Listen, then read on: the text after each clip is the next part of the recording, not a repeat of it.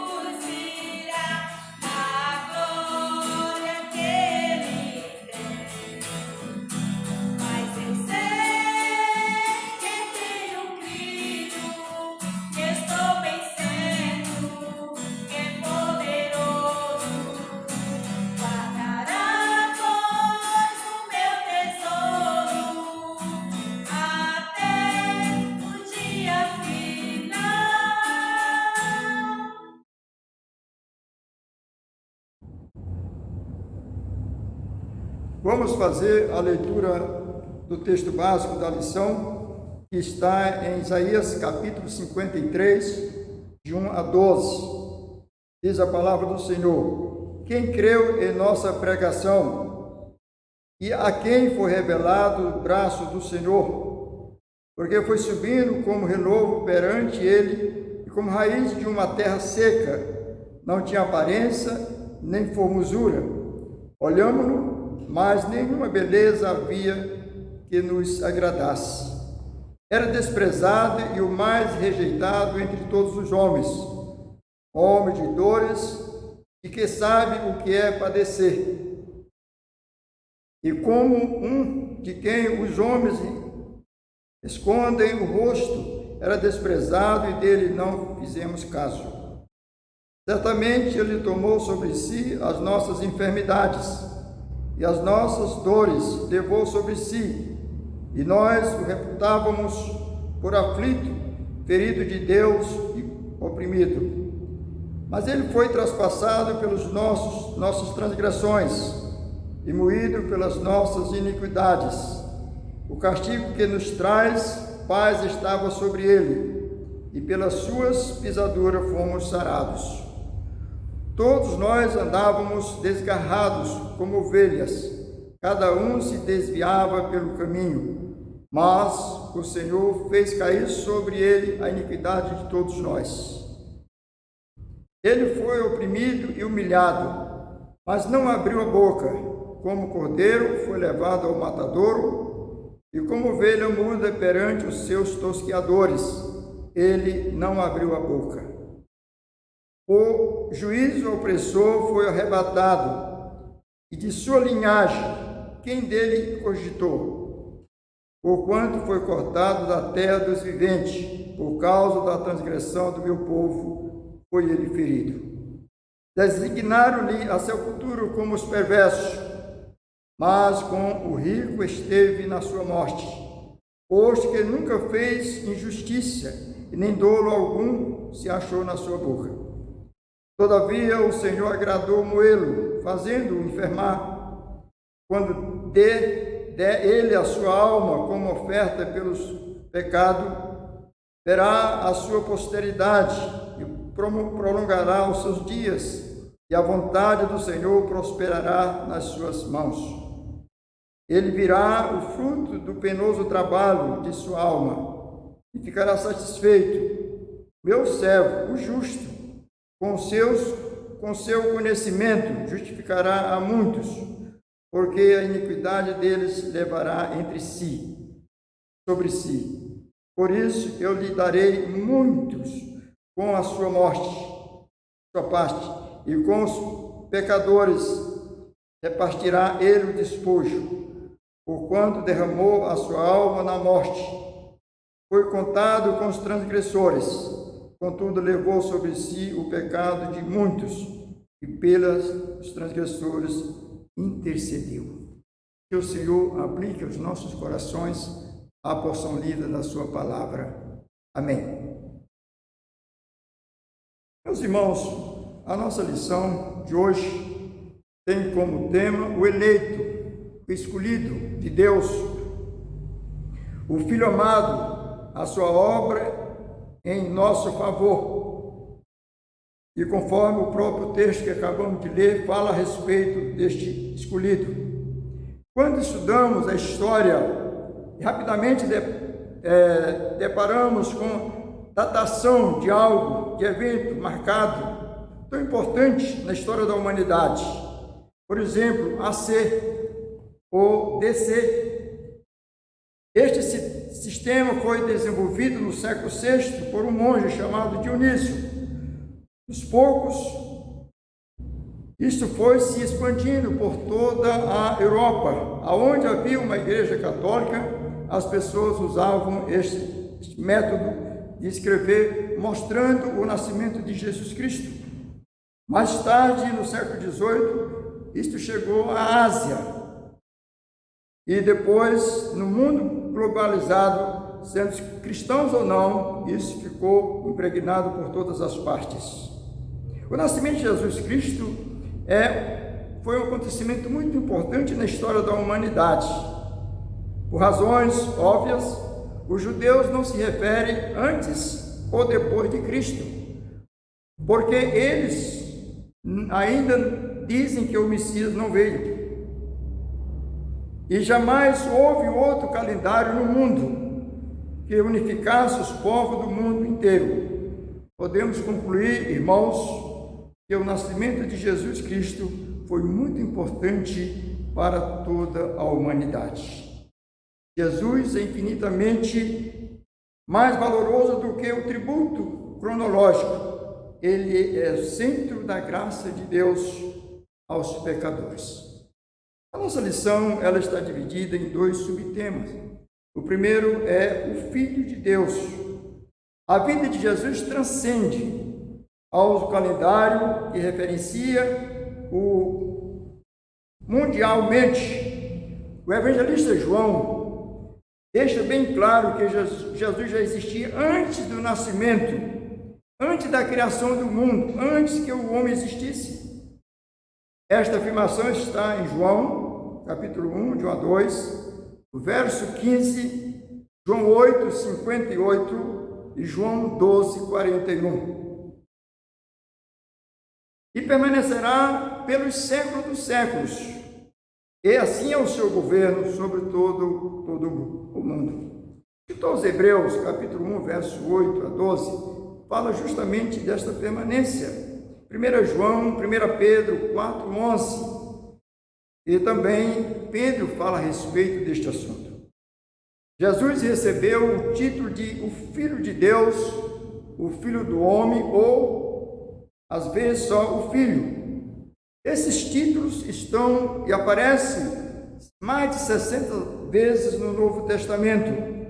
No Brasil é comum as pessoas, tomando o nome de Deus em vão, dizerem: todos nós somos filhos de Deus. Mas no caso de Jesus, isto é dito, no sentido de que Ele é verdadeiro Deus, Ele é verdadeiro homem.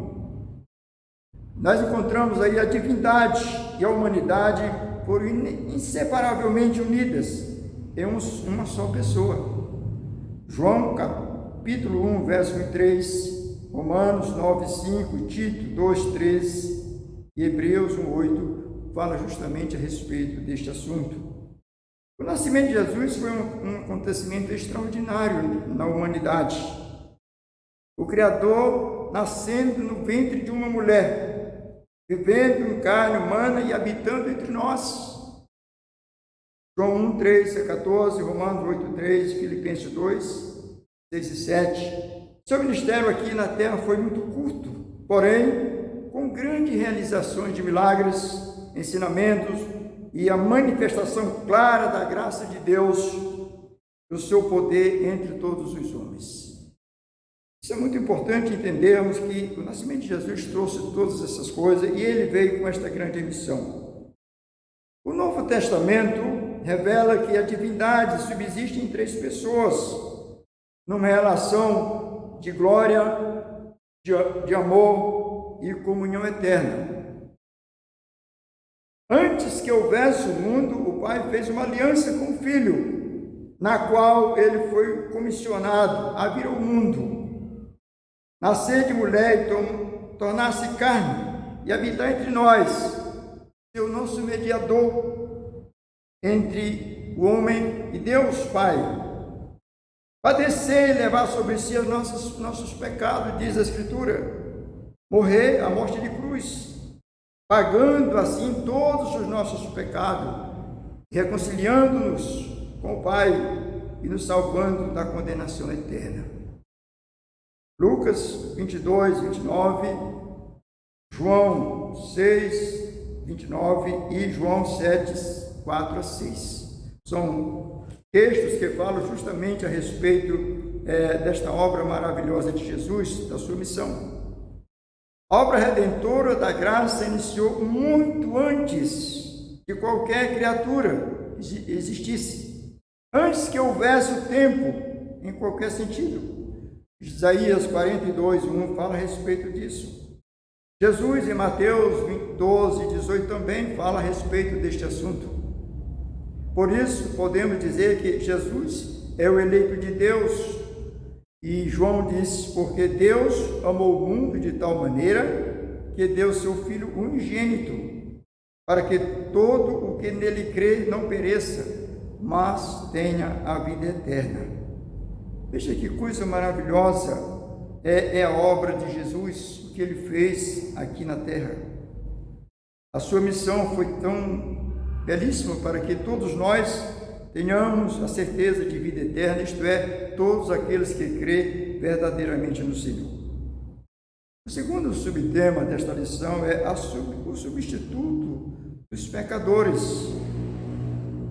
O nascimento de Jesus significou a plenitude do tempo, o Criador graciosamente cumprindo aquela promessa que fez os nossos primeiros pais ali no Éden. Gênesis capítulo 3, verso 15, Paulo falou deste assunto em Gálatas 4:4. Precisamos entender que Jesus é o personagem central do plano de salvação do Deus da graça. Antes de Jesus e nem depois de Jesus, jamais houve um personagem que tivesse essa missão de efetuar o plano da salvação do Pai. Só Jesus veio com esta missão e fez todo esse trabalho aqui na terra. A sua vida santa, nós podemos contemplar na Bíblia, está repleta de textos que falam da vida santa de Jesus. A singularidade de Jesus de Nazaré foi revelada desde a sua concepção. Maria, sua mãe ainda virgem, ficou grávida por obra direta do Espírito Santo de Deus. Mateus 1, 18 e 20. Lucas 26, 27 e verso 34 e 35. A Bíblia ensina claramente que Jesus viveu sem pecado entre os homens. Isaías 53, 9, Hebreus 7, 26, 1 Pedro 2, 22. Isso significa que ele cumpriu perfeitamente a lei de Deus, a sua vontade celestial e cada detalhe do seu ministério. E o próprio Pai testemunhou da perfeição espiritual do seu Filho quando ele afirmou: "Este é meu Filho amado, em quem me comprazo." Isto é muito importante, muito relevante para a aliança que o Pai fez com o Filho. Uma aliança de obras e não de graça. Ou seja, ele conquistou a bênção por justiça, a santidade por suas boas obras, por obediência ao Pai.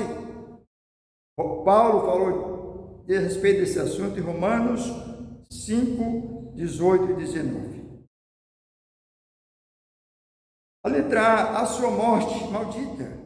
A morte de Jesus não foi um acidente de percurso, um final inesperado para o seu ministério.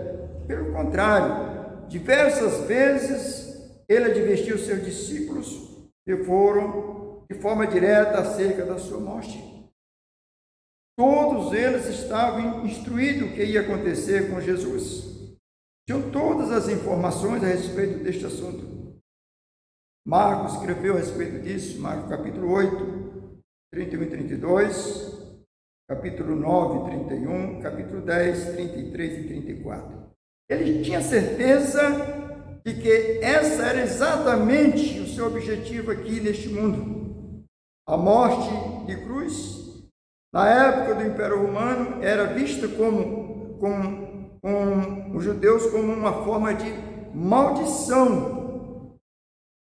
Por isso é chamado morte maldita. Paulo entendeu claramente que o justo Jesus estava recebendo em sua morte a maldição de todos os pecadores e de todos os pecados que os homens haviam cometido. E Paulo falou em Gálatas 3:13. É isso que está escrito nos profetas e também Isaías 53, de 1 a 12. E se cumpriu na íntegra esse texto de Isaías 53, de 1 a 12. Na cruz, a graça e a justiça se encontram. Os pecadores ficam em paz com Deus. O salmista, no Salmo 85:10, Romanos 5:1, devemos lembrar que o castigo divino tem aspecto físico, morais e espirituais. As torturas, a humilhação, as dores antes e depois da crucificação, além do desamparo pelo Pai e por fim a morte. Tudo isso fez parte desse ministério de Jesus. Jesus falou a respeito disso em Mateus 27, 27 e 30, dos versículos 31, 39 e 46, também do capítulo 27 de Mateus. É importante entender, irmãos, que a morte de Jesus foi uma coisa terrível para a humanidade, a forma como ele foi conduzido, a forma como ele foi julgado pelos homens. A sua merecida vitória. Depois da morte vem a vitória.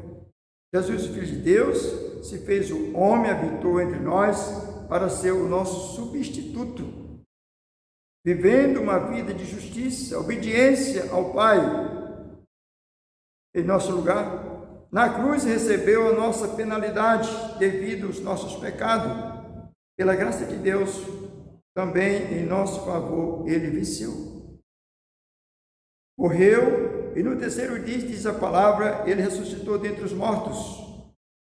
40 dias depois da ressurreição, houve a sua ascensão aos céus, de onde ele intercede em favor de todo o seu povo, obtendo livramento de perigos e perdão dos pecados. Paulo falando a respeito desse assunto, em Romanos 8, 34, 38 e 39. O escritor aos Hebreus, capítulo 7, 25 e 27, e 1 João 2:1, também escreveram a respeito deste assunto. É a intercessão de Jesus pelos seus servos. Jesus nos representa junto ao Pai, diz a palavra de Deus. Além disso, Jesus, logo após a sua ressurreição, ele declarou ter recebido do Pai a autoridade no céu e na terra, como recompensa por cumprir sua missão salvadora. Isso está escrito em Mateus 28, 18 e 20, e ali Jesus mostra que Cristo venceu, como a igreja também, ela obteve essa vitória junto a Jesus. A igreja é mais do que vitoriosa em Cristo Jesus. Todos aqueles que creem verdadeiramente em Cristo são vitoriosos. Todos aqueles que creem verdadeiramente em Cristo têm certeza da salvação, porque ele diz: todo aquele que crê será salvo. Por isso a necessidade, irmãos, de estarmos atentos a todas essas coisas, entendemos o projeto de Deus para a humanidade e especialmente para a salvação daqueles que creem. Entender a missão de Jesus na terra. Que missão difícil! Quando ele colocou-se a si mesmo diante de Deus para que fizesse a vontade de Deus, pagando os nossos pecados com a sua própria vida. E nós como igreja, devemos ser profundamente gratos a Deus por este grande amor com que Ele nos amou. Devemos sermos gratos a Deus, porque Ele mandou o seu Filho na plenitude do tempo, para que fôssemos salvos pela sua graça, pela sua vontade. Em nome de Jesus. Amém.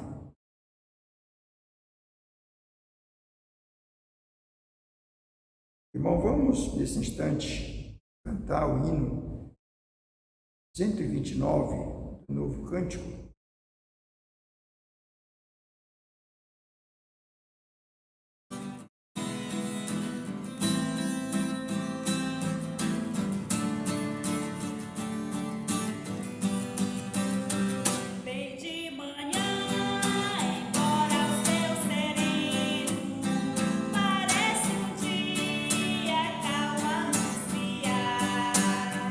Vigia e ora o coração.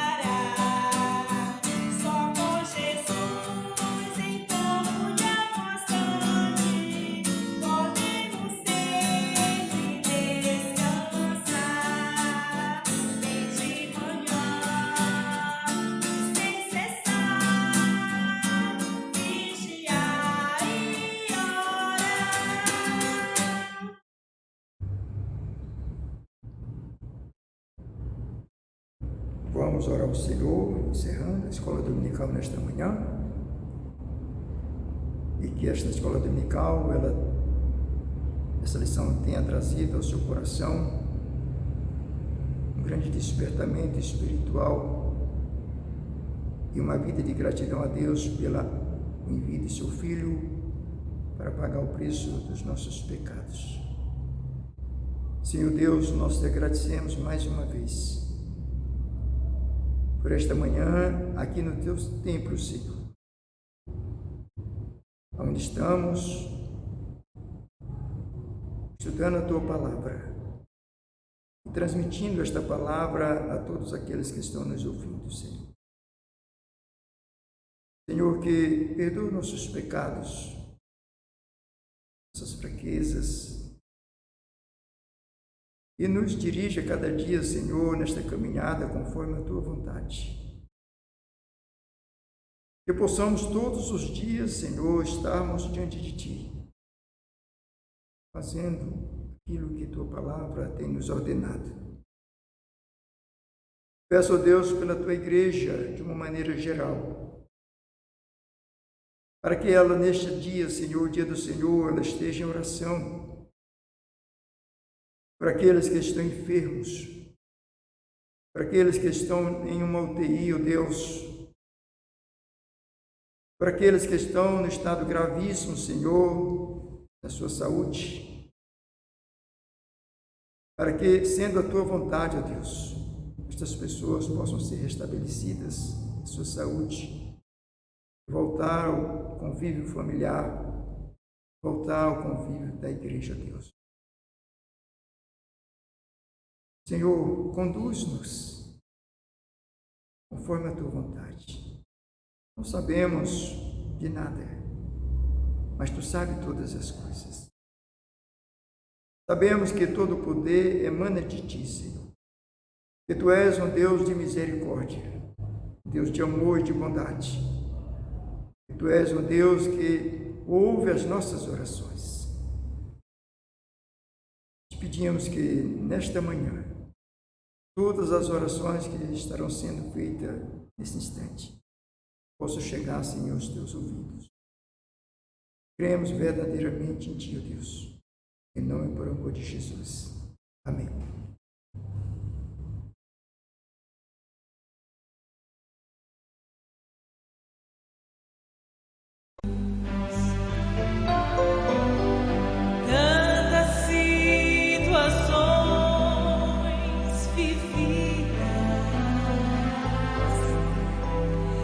Preciosas nunca mais se esquecer, mas perto estaremos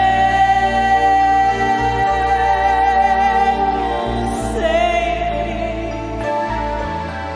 como que nada hoje aconteceu,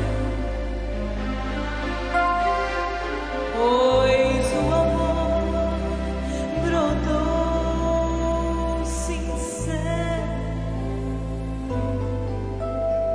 e vai nos conservar um só.